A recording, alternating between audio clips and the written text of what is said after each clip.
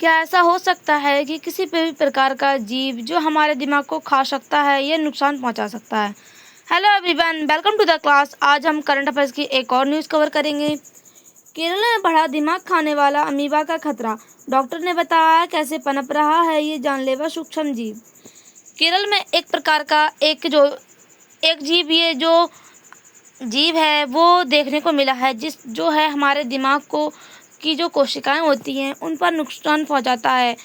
जैसे कि हम इस प्रकार से देखें, जो है हमारे दिमाग पर इस प्रकार से वो जो सूक्ष्म जीव है वो हमारे दिमाग पर इस प्रकार से नुकसान पहुंचाता है, जिससे जो केरल में हैं 19 लोगों की मौत हो चुकी है और इससे जो 67 लोग हैं वो इससे संक्रमित हो चुके हैं।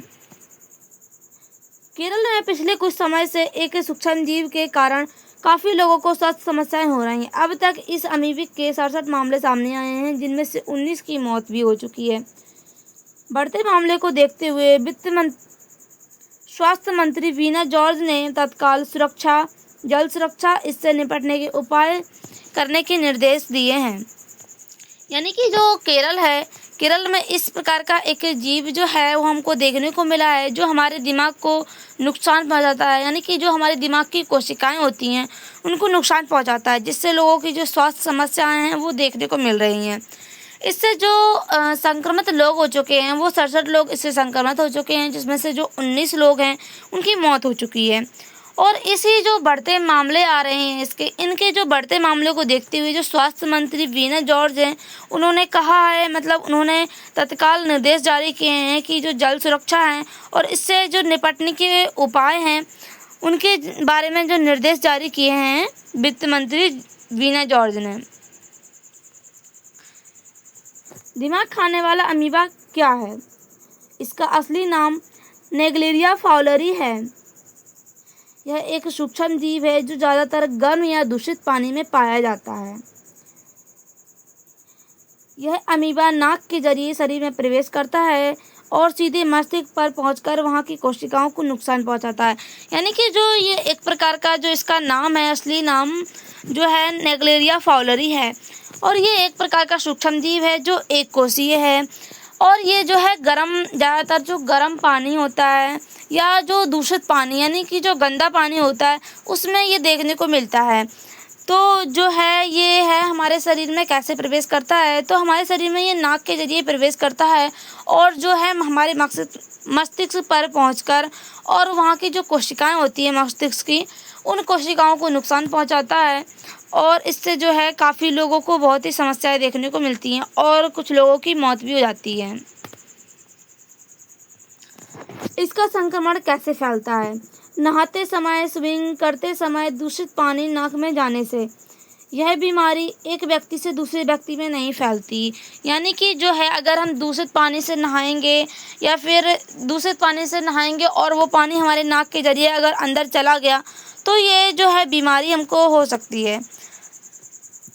और ये जो बीमारी है वो है एक जो है हम इससे जो एक दूसरे से नहीं हो सकती। यानी कि जो और संक्रामक रोग होते हैं जैसे एक व्यक्ति से दूसरे व्यक्ति को होते हैं, वो जो ये बीमारी है ये एक व्यक्ति से दूसरे व्यक्ति को देखने को नहीं मिल सकती है। इसके लक्षण क्या हो सकते हैं? इसमें जो है तेज बुखार हो सकता है, सिर दर्द हो सकता है, उल्टी और जी मचलाना हो सकता है, इससे जो है गला करना। इसमें जो शुरुआती समय होता है उसमें हमको सर्दी जुकाम देखने को मिल सकता है, जिसके बाद जो है ये हमारे ब्रेन पर अटैक करता है। यानी कि सबसे शुरुआत में अगर हम देखें तो हमको बुखार हो सकता है, सिर दर्द, उल्टी, जी मचलाना, गला करना। और जब शुरुआत में अगर हम देखें तो इसमें सर्दी जुकाम जैसा लगता है हमको, फिर बाद में ये हमारे मस्तिष्क पर अटैक करता है और बाद में ऐसा भी होता है कई लोगों को बेहोश हो जाते हैं, कोई लोग कोमा में चले जाते हैं और इससे जो है ये हमारे शरीर में जो हमारे मस्तिष्क पर ये 12 दिन में ये असर कर जाता है।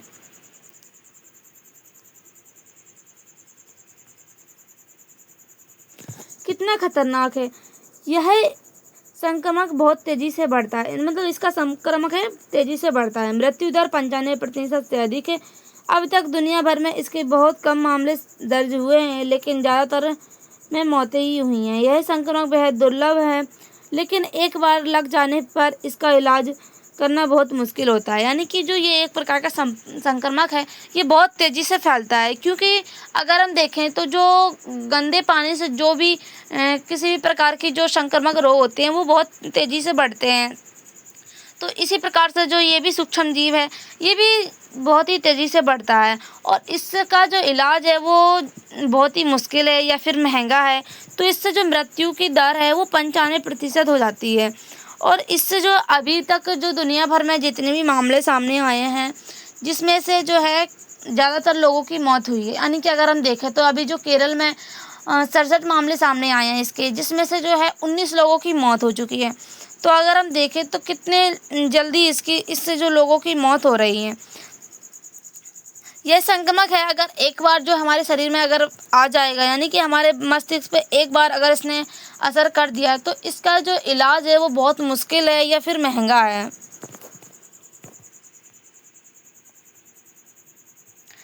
इलाज, इस संक्रमण का इलाज बहुत मुश्किल है। कुछ एंटीफंगल और एंटीमाइक्रोबियल दवाइयाँ जैसे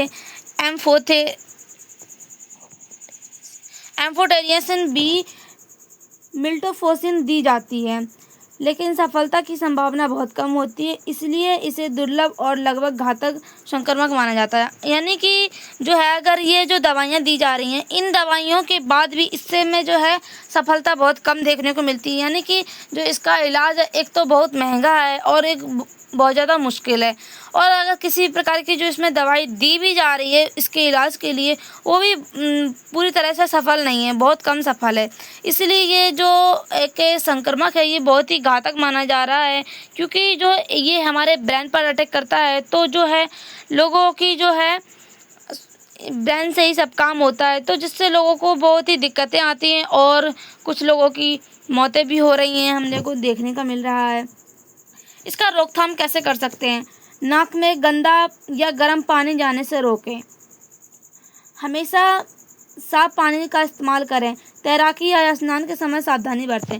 यानी कि जो है अगर हम देखें तो जो गंदा पानी है और जो गर्म पानी है, उसको नाक के जरिए नाक के जरिए जो हमारे जो शरीर में जाता है, उससे जाने से बचाएं, तो इससे हम इसकी रोकथाम कर सकते हैं। और हमेशा जो है हमको साफ पानी का यूज करना चाहिए, तो हम इससे बच सकते हैं। और जो अगर हम जो स्विमिंग पूल में जो तैराकी वगैरह करते हैं या स्नान करते हैं, उस समय भी हमको सावधानी बरतनी चाहिए कि जो है पानी हमारे नाक के अंदर ना जाए, क्योंकि जो है इससे संक्रामक ये रोग हो सकता है। इससे नुकसान क्या है? लोगों की जान जाना। यानी कि जो है अगर ये एक बार बीमारी हो जाती है तो इससे लोगों की जान भी जा सकती है। तो जैसे अगर हम देखें जो केरला में 19 लोगों की जो मौत हो चुकी है इस संक्रमक से। डर या दहशत, यानी कि लोगों के मन में इसके बारे में डर हो जा रहा है, क्योंकि जो है ये एक प्रकार का ऐसा जीव है, ये इतनी जल्दी से बढ़ रहा है और इससे जो है इलाज भी अच्छी तरीके से नहीं हो रहा है, क्योंकि और जो इसका दवाइयाँ हैं भी वो भी सफलता इससे जो है सफलता नहीं मिल रही है, बहुत कम सफलता मिल रही है। तो इसका एक तो इलाज बहुत महंगा है और इसमें जो दवाइयाँ दी जा रही हैं वो भी सफल नहीं हो रही हैं। तो इससे जो है लोगों के अंदर डर बना हुआ है और लोग जो है नहाने से और तैरने से भी डरने लगे हैं। इलाज की कमी, यानी कि जो है इसमें इलाज की कमी हमको देखने को मिल रही है कि जो है इसका इलाज है वो एक तो बहुत महंगा है, और अगर जो इसमें दवाइयाँ दी भी जा रही हैं उनसे जो है सफलता हमको हासिल नहीं हो रही है।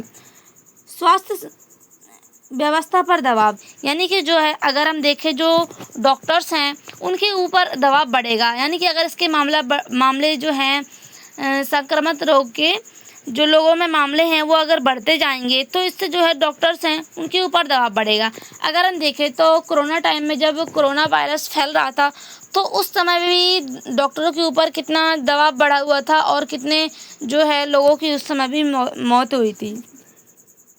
पर्यटक और लोकल बिजनेस पर असर, यानी कि अगर हम देखें तो जो लोग पर्यटक के लिए जाते हैं और जो लोकल बिजनेस, यानी कि अगर हम देखें जो अगर हम लोग जाते हैं घूमने के लिए, तो वहाँ पर भी जो पानी होता है वो भी दूषित हो सकता है। तो उससे भी हमको बचना होगा कि जो वो पानी हमारे नाक के अंदर ना जाए, जिससे जो हमारे को जो संक्रामक रोग नहीं होगा। ये इस प्रकार का कीड़ा है जो हमारे दिमाग पर ऐसे अटैक करता है, जिससे जो हमारा दिमाग की जो कोशिकाएं होती हैं उनको नुकसान पहुंचता है और हमारे जो दिमाग है उसमें बहुत ही नुकसान होता है। फ़ायदे क्या हैं इसके? इसमें से जो जागरूकता बढ़ेगी, यानी कि जो है लोगों के अंदर इस प्रकार की जो जागरूकता बढ़ेगी और जो है अपनी पानी को लेकर और जो है अपनी जो समस्याएं जो स्वास्थ्य को लेकर है वो लोग जागरूक हो जाएंगे कि जो है हमें साफ़ पानी पीना चाहिए और जो है अपनी सेहत का ध्यान रखना चाहिए। सरकार की शक्ति, यानी कि इसमें जो सरकार है वो इसमें जो है पानी की क्वालिटी है और जो है स्वास्थ्य समस्याएं हैं उनको देखकर उनमें काफ़ी बदलाव कर सकती है। अनुसंधान, यानी कि अगर हम देखें तो इसमें जो डॉक्टर्स होते हैं वो इसके जो अभी इलाज इसका बहुत ही मुश्किल हो रखा है और जो भी है जो इलाज इसमें दवाइयाँ दी जा रही हैं वो सफल नहीं है। तो अगर हम देखें तो अभी इस समय पे जो है इसके मामले कम देखे जा रहे हैं, तो इसलिए जो है डॉक्टर्स इसके ऊपर जो है जोर देकर इसकी जो है इलाज को ढूंढ लें, ताकि जो है अगर भविष्य में ये तेज़ी से फैलता है अगर ये संक्रामक रोग, तो इसका इलाज किया जा सके।